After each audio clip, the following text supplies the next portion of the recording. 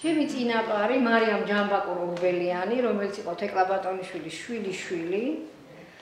ერთჩვენი საზოგადო მოღვაწე იყო, კულინარი არავის არ ეგონოს. ერთჩვენიერ დღეს საკუთარ ვილაში ბრძანდებოდა თავის დამდო კომპანია, ასე ქვია, პირის ფარეშ ქალთან ერთად. ჩავიდა, იქ ნახა, რაღაცა მოეწონა, რაღაცა პატარა ვილა შეიძინა.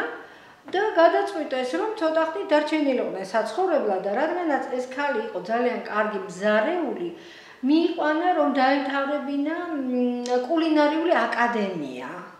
და აი აქედან მოდის ამათი ფანტაზია, რაღაცა დაამრგვალეს ცომი, იმას დაადეს ლევანი, მერე ამორეს კარანჟი და მოკლედ ახლა მე რეცეპტს არ მოგიყვებით, რა საკვირველია. და აი აქედან წამოვიდა ამ კამფეტის არსებობა და ისტორია. როდესაც საქართველოში დაბრუნდნენ, ეს ნუგბარი მზადდებოდა ყოველთვის საშობაოდ. და იყო საოცარი ფუსფუსი ამის მომზადების დროს. ლევანი აუცილებლად უნდა ყოფილიყო სპილოზურის ფერი მაგალითად. და აუცილებლად თითო ლევანს ფუნჯით ასუფთავებდნენ. ყავდათ სპეციალური დამხმარეები, რომლებიც ამტვრევდნენ და ნამტვრევი ბევრი ნატეხი უნდა ყოფილიყო და ნაწილი ლევანი. როდესაც იწყებოდა სამზადისი, მე მახსოვს, რომ კარებზე ეწერა ჩუმად, ჩვენ ვმუშაობთ.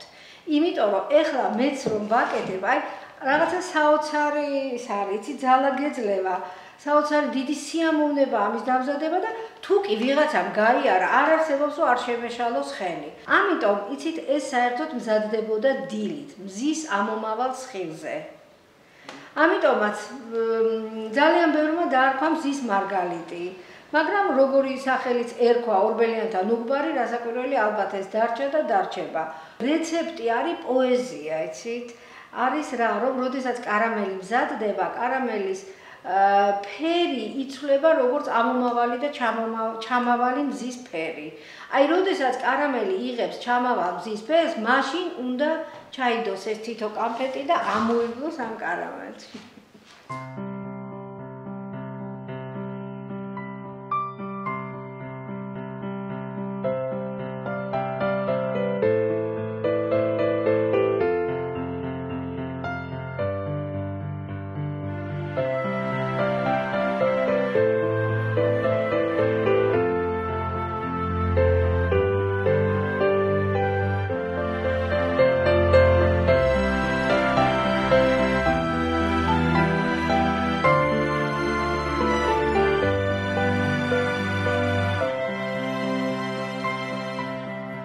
ჩვენ ახლა ვიმყოფებით ორბელიანების საგვარეულო სასახლეში. აქ როგორც მოგეხსენებათ, მარიამ ორბელიანმა ჩამოიტანა საფრანგეთიდან ძალიან საინტერესო რეცეპტი, რომელსაც საქართველოში ორბელიანების ნუგბარი უწოდეს. მე ბავშვობიდანვე მახსოვს, როგორ დავდიოდი აქ მშობლებთან ერთად და როგორ ამზადებდნენ ისინი ამ არაჩვეულებრივ კამფეტებს.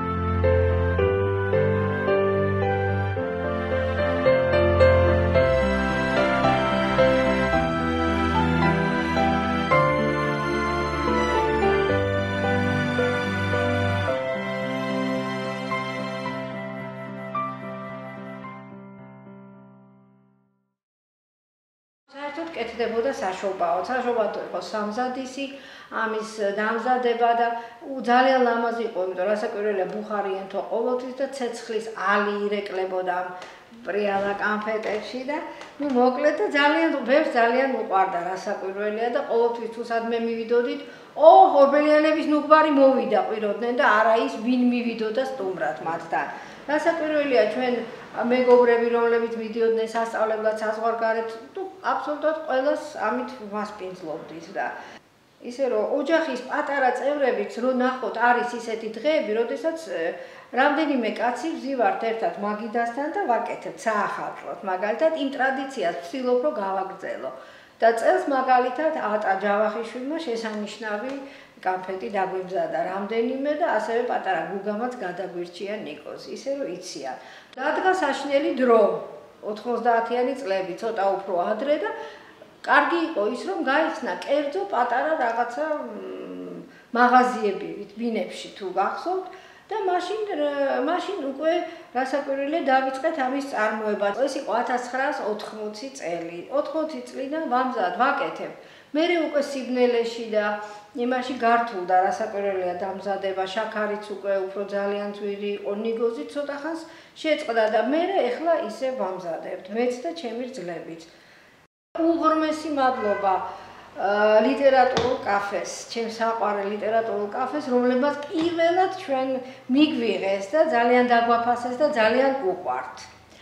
ასევე შავი ლომი, კაფე ლეილა, ორბელიანების უბანში და ჩაის სახლი, რომელიც ახალი არა, მაგრამ ერთ-ერთი საუკეთესო და ძალიან ლამაზი ჩაის სახლია ქიაჩელის ქუჩაზე.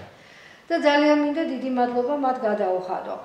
ორბელიანების კანფეტთან ერთად ვარჩიე რომ კარამელზე მათი გერბიც ამესახა. და ძალიან მოსწონთ ყველას. რასაკვირველია, მე ამის დიდი წარმოება არ მაქვს, მაგრამ სიმბოლურად ჩვენ მე და ჩემს რძლებს ასე რომ ოცნებაში გვაქვს რომ ეს იყოს უფრო დიდი წარმოება, გაჩაღდეს მაგალითად და უფრო საინტერესო იყოს ყველასთვის და ხელმისაწვდომი. ძალიან მინდა რომ მთელი საქართველო დატკბეს ამ კანფეტებით, ჩვენ ქართველები და რასაკვირველია გასცდეს საქართველოს ფარგლებს გარეთაც. ჩვენ ხავ იმყოფებით ძველ თბილისში, ერთ-ერთ პარტნიორ კაფე ლეილასთან, სადაც ჩვენ ახლა შევალთ და ვნახავთ თუ რამდენად მოთხოვნადია და ასევე რამდენად პოპულარულია ჩვენი კანფეტები.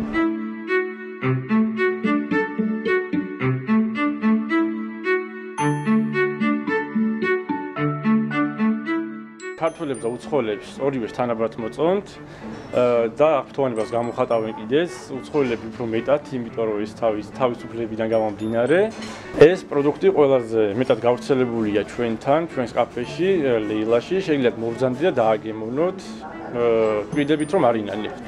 ლეილა გელოდებთ.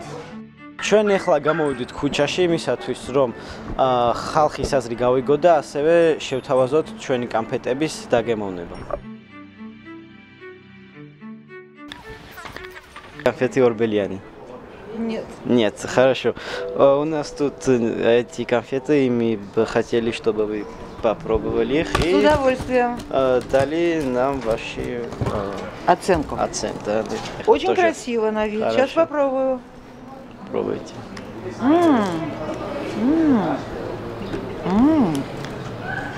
Очень вкусно. Вкусно? Угу. Хорошо. Угу. ეს არის ორბელიანების საგვარეულო კანფეტი და თუ გსმენიათ ჯერ ამ კანფეტზე მაინტერესებს. არა, კაი. მაშინ გასინჯეთ და თქვენი აზრი გითხარით თუ შეიძლება.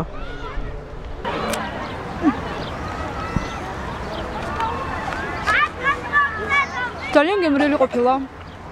That's for you. Poison. And it's very sweet, so Thank you. It looks nice. Seems to be good. yes, you try it. Okay. Can we?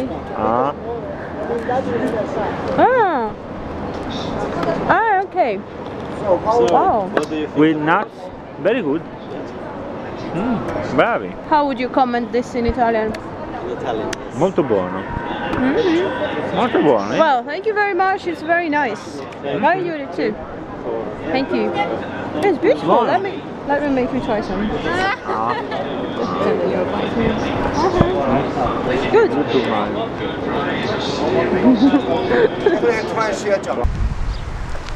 გამარჯობათ.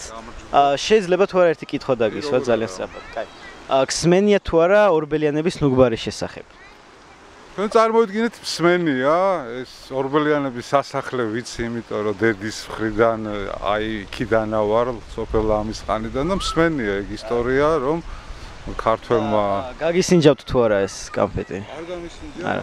მაშინ დღეს ჩვენ ერთ კამფეტს მოგხსენებთ რომ გასინჯოთ და ყოველ დააგემოვნოთ გვითხრა თქვენი აზრი. ნახოთ.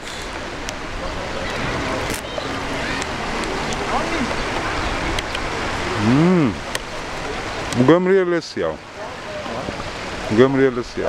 ამდენი ძებნის შედეგად ჩვენ აღმოვაჩინეთ ერთი ადამიანი, რომელმაც ჩემდა გასაოცრად იცოდა ამ ტრადიციის შესახებ.